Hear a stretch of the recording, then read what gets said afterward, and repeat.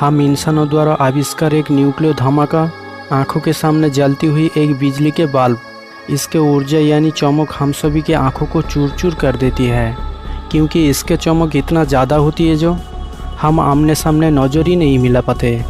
ज़रा सोचिए, एक जलती हुई बल्ब के चमक आपके आंखों को इस तरह धोखा दे सकती है, तो सूरज के चमक के सामने आपके जवाब क्या होगा, जो हमारी धरती और बाकी ग्रहों को रोशनी से प्रभावित करते हैं।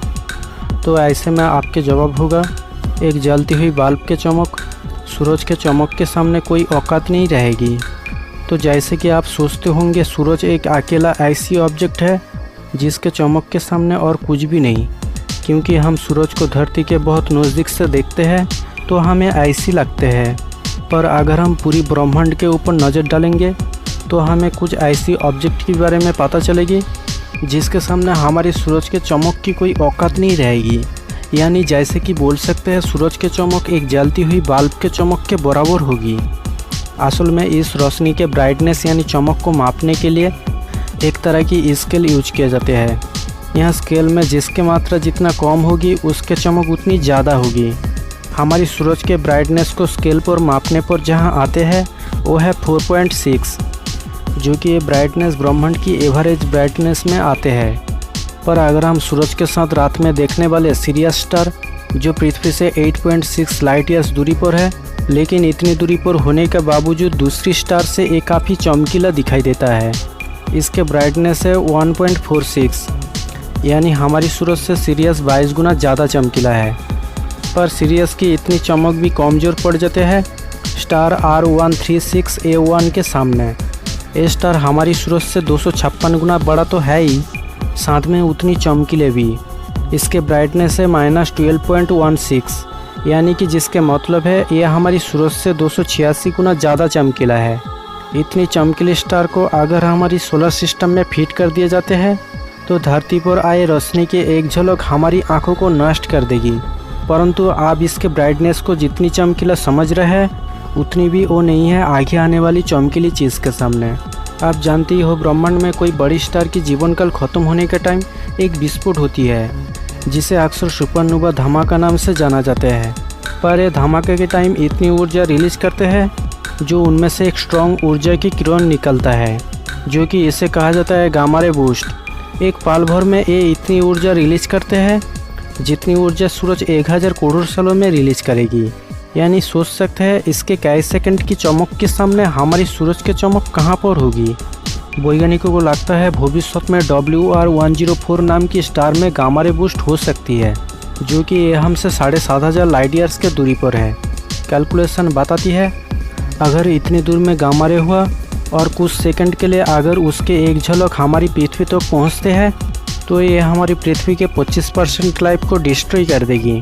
हालांकि ये गामा रे कुछ सेकंड के लिए बहुत ज़्यादा चमकीला होती है, पर ब्रह्मांड में आई दूसरी ऑब्जेक्ट के सामने इसके चमक कुछ भी नहीं है। हम बात कर रहे हैं ब्लैक होल की। ब्लैक होल है ही ऐसा चीज़ जो किसी भी वस्तु को अपने तरफ खींच के नष्ट कर देती है। सालों में हमारी सूरज के आकर के कई हज़ारों स्टार ब्लैक होल के अंदर समा जाते हैं। ब्लैक होल स्टार को खींचते टाइम स्टार से निकली हुई गैस ब्लैक होल के चारों ओर बहुत ज़्यादा मात्रा में तेज़ी से स्पेन होती है। जैसे कि हम जानते हैं कोई भी गर्म चीज़ चमकता है तो इस मैटर के रिएक्शन के बजाय इसके ब्राइटनेस भी भारी मात्रा में चमकने लगते हैं, जिसे कहा जाता है क्विजर।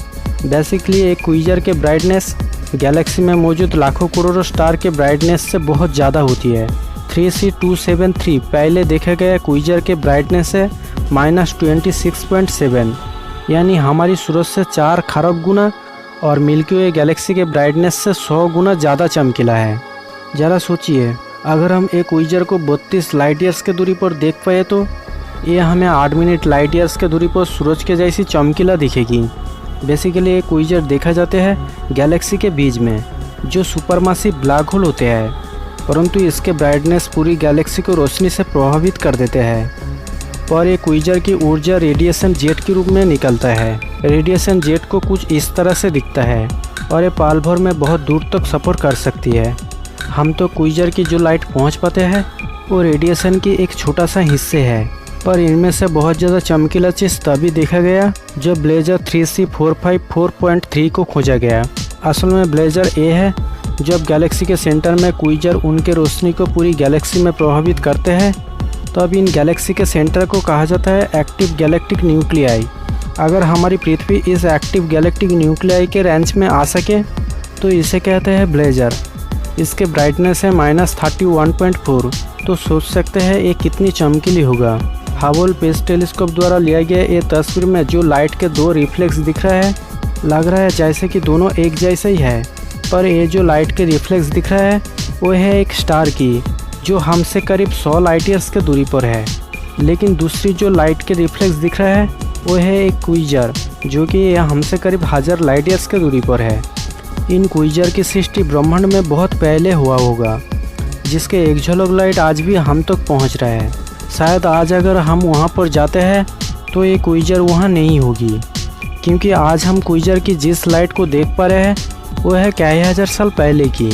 और वैज्ञानिकों का मानना है आगे में ब्रह्मांड में ऐसी एक क्विज़र बन सकती है जब मिल्की वे और एंड्रोमेडा गैलेक्सी आपस में टकराएगी, तभी एक सुपरमासिव ब्लैक होल बनेगी गैलेक्सी के सेंटर में, और साथ में ये सितारे को फाड़ना शुरू करेगी। फिर अंतिम में ये बन जाएगी एक क्विज़र, जिसे आप आँखों में देख के महसूस करने से पहले उसके चमक आँखों को चूर चूर कर देगी। तो जैसे कि हम बोल सकते हैं जिसके चमक के सामने केवल एक जलती हुई बल्ब ही नहीं, बाकी सूरज के चमक के भी कोई औकात नहीं। तो दोस्तों, अगर ये वीडियो आपको बाकी में पसंद आया हो तो लाइक, दोस्तों के साथ शेयर कीजिए और चैनल को सब्सक्राइब करना ना भूलें, क्योंकि हम लाते हैं हर एपिसोड में साइंस और एजुकेशन रिलेटेड इंटरेस्टिंग फैक्ट। तो जय हिंद, आपके दोस्त शिव प्रसाद।